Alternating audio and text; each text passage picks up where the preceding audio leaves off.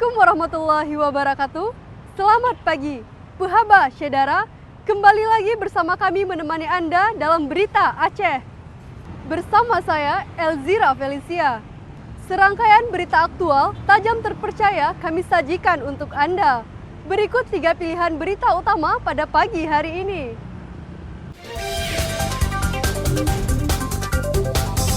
Ratusan mahasiswa menggeruduk gedung DPRK Lok Sumawe menolak pemberlakuan tarif baru PPN sebesar 12%.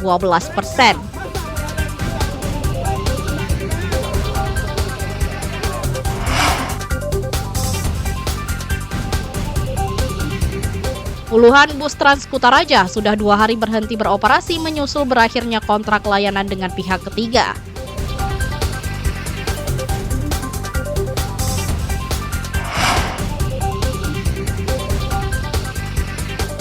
Bagi yang gemar buah-buahan bisa menikmati sensasi durian sambil berendam di Sungai Aceh Selatan.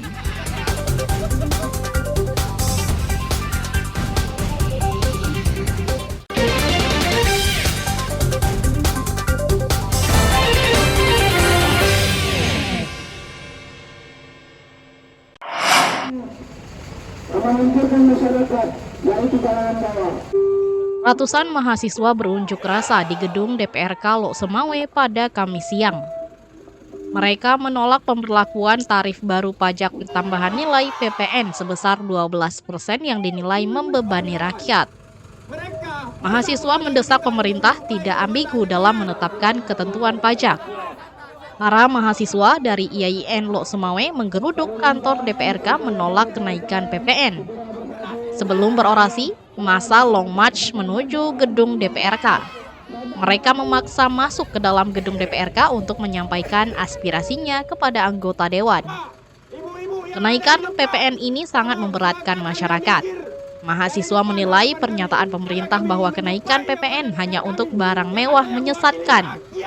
Pemerintah diminta untuk mengeluarkan aturan tertulis yang membatalkan kenaikan tarif pajak pertambahan nilai.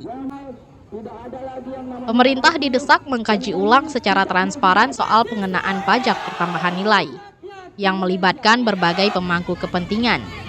Langkah ini untuk memastikan kebijakan pajak yang berkeadilan dan tidak menyengsarakan rakyat. Hari ini Bapak Faisal juga sepakat untuk menyuarakan hal ini kepada pemerintah pusat agar dikaji kembali dan harus keluar perpres dari Presiden atau Permenlu untuk menjelaskan bagaimana yang dimaksud dengan barang mewah dan juga jasa.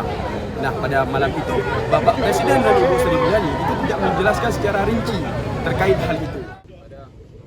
Pada unjuk rasa kali ini, mahasiswa menyerahkan petisi kepada DPRK dan menyuarakan tuntutan mereka ke pemerintah pusat.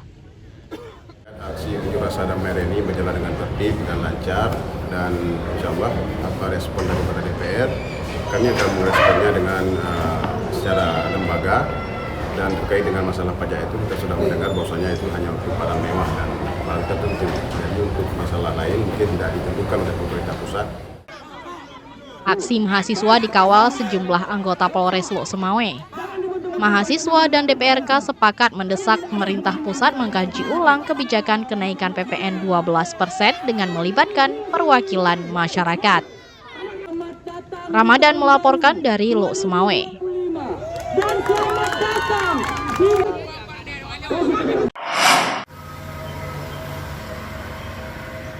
Camat Pesangan Kabupaten Biren ditetapkan sebagai tersangka kasus dugaan tindak korupsi. Teguh Mandiri Putra sebagai tersangka kegiatan studi banding sejumlah kepala desa ke Jawa Timur dan Bali tahun 2024. Penetapan Teguh Mandiri Putra sebagai tersangka setelah penyidik Kejaksaan Negeri Biren menemukan bukti dan memeriksa sejumlah saksi beberapa waktu lalu. Kejaksaan Negeri Biren juga menetapkan status tersangka kepada Ketua Badan Kerjasama Antar Desa BKAD Pesangan. Kedua pejabat Kecamatan Pesangan ini ditetapkan sebagai tersangka dugaan korupsi studi banding Kepala Desa Kecamatan Pesangan ke Desa Ketapan Rame Provinsi Jawa Timur, Desa Wonorejo Provinsi Jawa Timur, dan Desa Penglipuran Provinsi Bali. Camat Teguh Mandiri Putra menandatangani surat perjalanan dinas kepala desa secara sepihak keluar provinsi tanpa persetujuan bupati atau pejabat berwenang lainnya. Hari ini berdasarkan pengembangan hasil penyidikan, kita lakukan penetapan tersangka lainnya terhadap Bapak Teguh Mandiri Putra selaku Camat Sangan, dan beliau juga ditahan di lapas kelas 2B Biren. Penetapan tersangka terhadap beliau berdasarkan 2 alat bukti, keterangan saksi dan ahli, serta ditemukan adanya kerugian keuangan negara. Berdasarkan pasal 9 Peraturan Bupati Biren, bahwa perjalanan dinas dalam rangka workshop, seminar, lokakarya, dan studi banding harus dibatasi dan selektif. Kebijakan ini untuk efisiensi penggunaan dana APBG tahun anggaran 2024. Camat Pesangan telah ditahan dan terjerat pasal 2 Undang-Undang Pidana Korupsi Nomor 31 Tahun 1999, Junto Undang-Undang Nomor 20 Tahun 2021 dengan ancaman pidana penjara di atas 5 tahun. Akibat perbuatan tersangka, negara dirugikan lebih dari 400 juta rupiah. Maimunzir melaporkan dari Biren.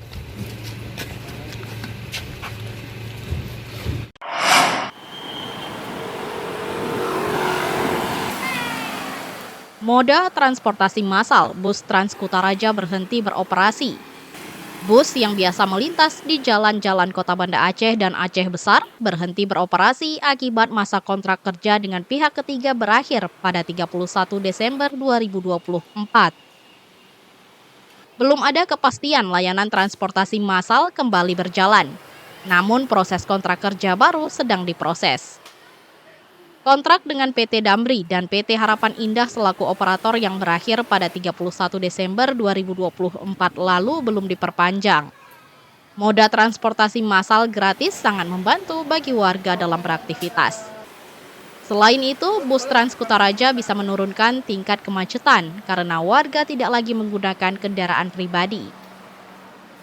Penghentian operasional sementara menyebabkan banyak pengguna bus kecewa. Layanan ini meringankan beban biaya transportasi warga karena masih gratis. Saat ini mereka terpaksa menggunakan transportasi lain sehingga harus mengeluarkan biaya tambahan. Trans Kutaraja ini sering kita gunakan kayak gitu, memudahkan alternatif kita. Ya, begitu mendengar Trans Kutaraja stop beroperasi, ya sedikit kecewa karena ya bagi kami mahasiswa sebenarnya Trans Kutaraja ini sangat membantu mengurangi biaya pengeluaran kayak gitu. Bus bersubsidi mulai beroperasi pada tahun 2016 ini, telah menjadi transportasi andalan warga Aceh. Operasional bus ini atas dukungan anggaran pendapatan dan belanja Aceh APBA.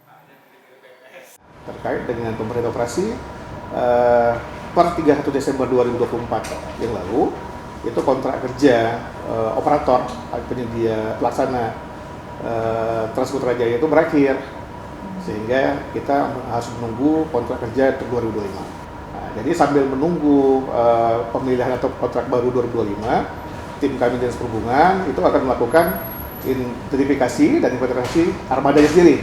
Karena kan armada bus ini milik pemerintah Aceh yang akan nantinya dioperasikan oleh operator di tahun 2020.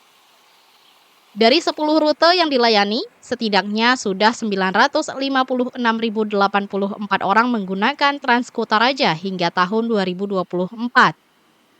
Selama tidak beroperasi, bus tersebut diperiksa teknisi Dinas Perhubungan Aceh agar selalu dalam kondisi layak jalan. Mufti Tamred melaporkan dari Banda Aceh.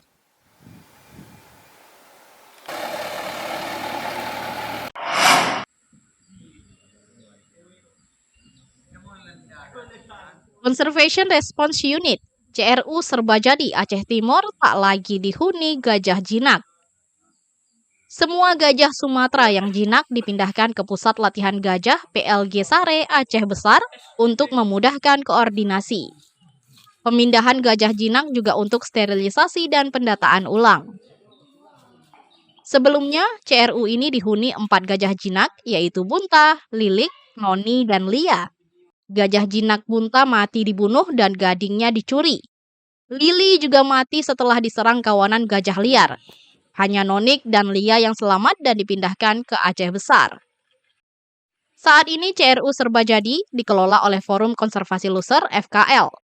Lembaga peduli lingkungan ini menggalakkan program restorasi diantaranya pembibitan pohon, pemulihan kawasan hutan yang rusak, serta pendampingan kelompok perhutanan sosial. Ya, kondisinya memang sekarang ya di CRU memang tidak ada lagi satwa gajahnya, dan ya seperti inilah Bang yang agak sepi, harusnya CRU itu ada gajahnya. Untuk saat ini kami yang bekerja di Forum Konservasi Loser di FKL, kegiatan kami sehari-hari kami melakukan pemulihan kawasan hutan atau melakukan restorasi hutan dan lahan. Nah, kegiatan kami yang mencakup dengan perawatan pembibitan, bisa melakukan penanaman di lahan yang sudah terbuka atau lahan yang kritis. CRU Serbajadi juga masih sering dikunjungi oleh wisatawan, terutama jurnalis dan aktivis lingkungan. Meski tidak ada lagi gajah jinak, kawasan CRU masih cocok sebagai tempat rekreasi, diskusi, dan kegiatan alam lainnya.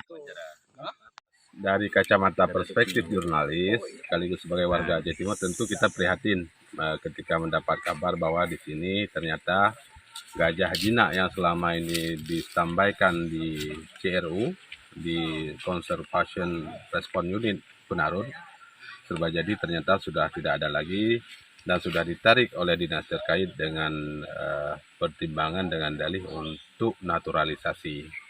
Nah, kita berharap mudah-mudahan setelah proses naturalisasi nanti gajah ini bisa dikembalikan ke CRU Penarun Serbajadi agar bisa menjadi media untuk edukasi lingkungan hidup kepada anak-anak. Jika memungkinkan, mereka berharap gajah jinak dapat dibawa kembali ke CRU Serbajadi. Selain bisa menghalau gajah liar, gajah jinak ini juga menjadi media edukasi khususnya bagi anak-anak dan masyarakat luas. Maimunzir melaporkan dari Aceh Timur.